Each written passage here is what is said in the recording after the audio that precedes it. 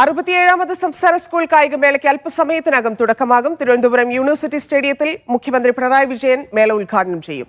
20,000-ലേറെ കായിക താരങ്ങൾ 8 ദിവസങ്ങളിലായി 12 വേദികളിൽ മാറ്റുരയ്ക്കും.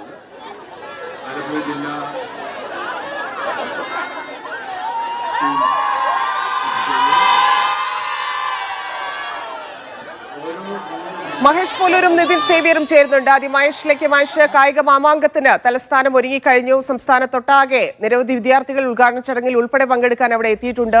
20,000 വിദ്യാർത്ഥികൾ മാറ്റുരയ്ക്കുന്നു എന്നുള്ളതാണ്. എന്തൊക്കെയാണ് ഇത്തവണത്തെ പ്രത്യേകതകൾ? ഉദ്ഘാടന ചടങ്ങിന്റെ വിവരങ്ങളും. ഉദ്ഘാടന ചടങ്ങിന് തൊട്ട് മുന്നോടിയായിട്ടുള്ള മാർച്ച് പാസ്റ്റ് ഇപ്പോൾ ആരംഭിച്ചിട്ടുണ്ട്. മാർച്ച് പാസ്റ്റിൽ തുടക്കത്തിൽ തന്നെ സ്റ്റുഡൻസ് പോലീസ് കേഡറ്റും അതുപോലെ തന്നെ മറ്റ് സ്റ്റുഡൻസ് പോലീസ് കേഡറ്റുകൾ ഉൾപ്പെടെയുള്ള വിദ്യാർത്ഥികളുടെ മാർച്ച് പാസ്റ്റാണ് ആദ്യം കടന്നുപോയത്. അതിന് തൊട്ട് പിന്നാലെ ബാൻഡ് മേളം. ആദ്യമായി നമ്മൾ ആലപ്പുഴ ജില്ലയാണ് മാർച്ച് പാസ്റ്റിൽ ആദ്യം കടന്നു പോകുന്നത്. നമ്മൾ ഈ കാണുന്നത് ആലപ്പുഴ ജില്ലയിലെ വിദ്യാർത്ഥികളാണ്. വിദ്യാർത്ഥികൾ അതിൽ ഇൻക്ലൂസീവ് വിഭാഗത്തിൽ പങ്കെടുക്കുന്ന കുട്ടികളും ഉൾപ്പെടെയുള്ള ആലപ്പുഴയുടെ കുട്ടികളാണ് നമ്മൾ കാണുന്നത്. തൊട്ടുപിറകിൽ എറണാകുളമുണ്ട്. എറണാകുളം ജില്ലയാണ് രണ്ടാമതായി ഇറങ്ങുന്നത്. ഒരു കാലത്ത് സ്കൂൾ മീറ്റുകളിൽ നിരവധി റെക്കോർഡുകൾ സൃഷ്ടിച്ച വലിയ പ്രകടനങ്ങൾ നടത്തിയ എറണാകുളം തൊട്ടുപിറകിൽ മാർച്ച് പാസ്റ്റ് നടക്കുകയാണ്.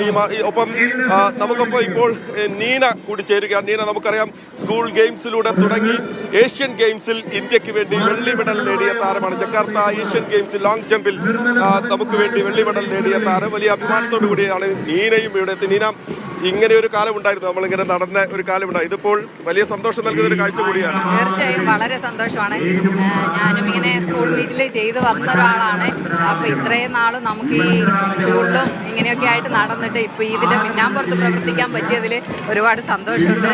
നമ്മുടെ കേരളത്തിൽ തന്നെ വലിയൊരു കായിക മാമാങ്കത്തിന് ഇന്ന് തുടക്കം കുറിക്കുകയാണ്.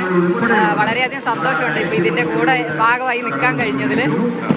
മഴ നമുക്ക് വലിയൊരു പ്രയാസം ഉണ്ടാക്കുമോ?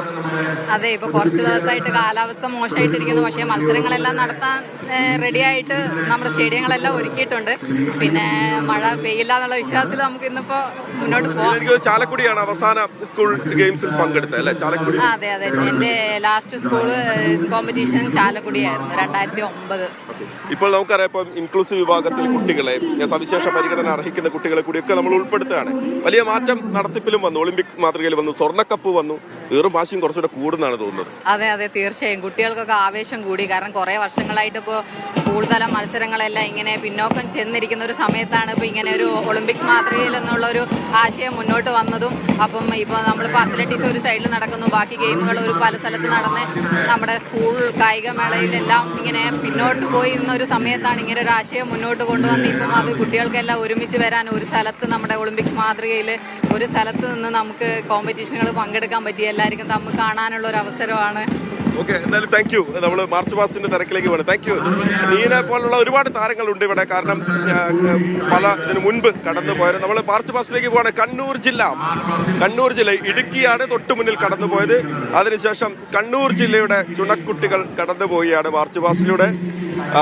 നമുക്കറിയാം, കണ്ണൂര് വലിയ കഴിഞ്ഞ മീറ്റിലൊക്കെ ഒരു മികച്ച പ്രകടനം കാഴ്ചവെച്ച ടീം തന്നെയാണ് കണ്ണൂർ എന്ന് പറയുന്നത്. ഇത്തവണ കുറെ കൂടി താരങ്ങളെ കണ്ണൂർ കൊണ്ടുവരുന്നുണ്ട്. വേദിയിൽ ഇപ്പോൾ ഞാൻ മനസ്സിലാക്കിയത് നിതിൻ സേവ്യർ ഉണ്ട് വേദിക്ക് മുന്നിൽ എന്നാണ് ഞാൻ മനസ്സിലാക്കുന്നത്. അവിടെ മന്ത്രി വി ശിവൻകുട്ടി എത്തിയിട്ടുണ്ട്. മുഖ്യമന്ത്രിയെ കാത്തു നിൽക്കുകയാണ്. മുഖ്യമന്ത്രി അല്പസമയത്തിനകം തന്നെ ഇവിടേക്ക് എത്തും. കൊച്ചിയിൽ നിന്ന് നേരെ ഇങ്ങോട്ടേക്ക് എത്തും എന്നാണ് ഞാൻ മനസ്സിലാക്കുന്നത്. ഇസത്ത് കൂടി എനിക്കൊപ്പം ചേരുകയാണ്. ഇസത്ത്, തുടരാമോ? നിതിൻ സേവ്യർ വേദിയിൽ നിന്ന് ചേരുന്നുണ്ട്. നിതിൻ, അവിടെ എല്ലാവരും എത്തിച്ചേർന്നു. മുഖ്യമന്ത്രി വന്നാൽ മതി. അദ്ദേഹം മറ്റൊരു ഉദ്ഘാടനത്തിലാണ്. എപ്പോഴാണ് അങ്ങോട്ട് എത്തിച്ചേരുന്നത്? ഉദ്ഘാടനത്തിന്റെ സമയം?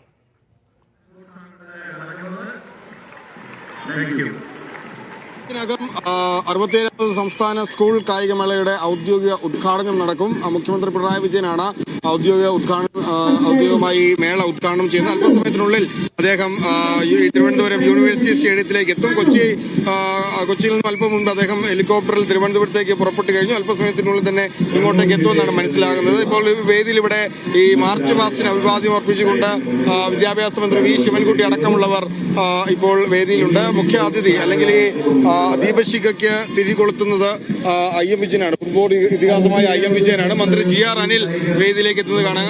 മേയർ ആര്യ രാജേന്ദ്രൻ വേദിയിലുണ്ട്. അങ്ങനെ രാഷ്ട്രീയ സാംസ്കാരിക അല്ലെങ്കിൽ കായിക രംഗത്തേക്ക് തന്നെ പ്രമുഖർ ഇപ്പോൾ വേദിയിലുണ്ട്. പൊതുവിദ്യാഭ്യാസ ഡയറക്ടർ NSK ഉമേഷ് ഇതിനെല്ലാം നേതൃത്വം നൽകുന്ന അല്ലെങ്കിൽ ഇതെല്ലാം ചുക്കാൻ പിടിക്കുന്നത് NSK ഉമേഷാണ്. അദ്ദേഹം അടക്കമുള്ളവർ ഇപ്പോൾ വേദിയിലുണ്ട്. ഏതായാലും ഈ മാർച്ച് പാസ്റ്റിന് ശേഷം കൊടി ഉയർത്തും. അതിനുശേഷം ദീപശിഖ പ്രയാണമുണ്ട്. ദീപശിഖ പ്രയാണം അതിനുശേഷമാണ് ഔദ്യോഗികമായ ഉദ്ഘാടന ചടങ്ങ് നടക്കുക. 67 സംസ്ഥാന സ്കൂൾ കായികമേളയ്ക്ക് ഈ മാർച്ച് പാസ്റ്റ് അല്പസമയത്തിനുള്ളിൽ 14 ജില്ലകളല്ല 15 ജില്ലകളായി തന്നെയാണ് ഈ കായികമേളയെ ഈ സംഘാടകർ അല്ലെങ്കിൽ സംസ്ഥാന സർക്കാർ പരിഗണിക്കുന്നത്.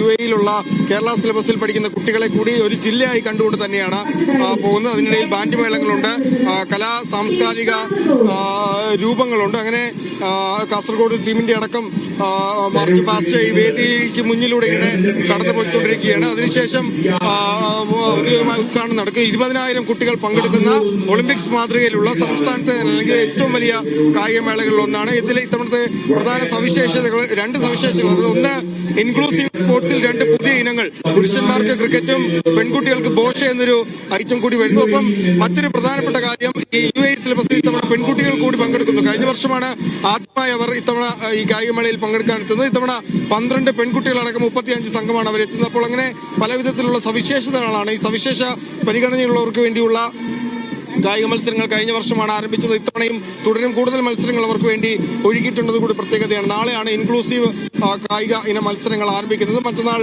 23-ാം തീയതി ഈ ഗ്ലാമർ ഇനങ്ങളായ അത്ലറ്റിക്സ് ആരംഭിക്കും. അത്ലറ്റിക്സിന്റെ ആദ്യ ദിനം തന്നെ ഇത്തവണ 100 മീറ്റർ അടക്കമുള്ള മത്സരങ്ങൾ ഉണ്ട് എന്നതും ഈ മേളയുടെ പ്രത്യേകതയാണ്.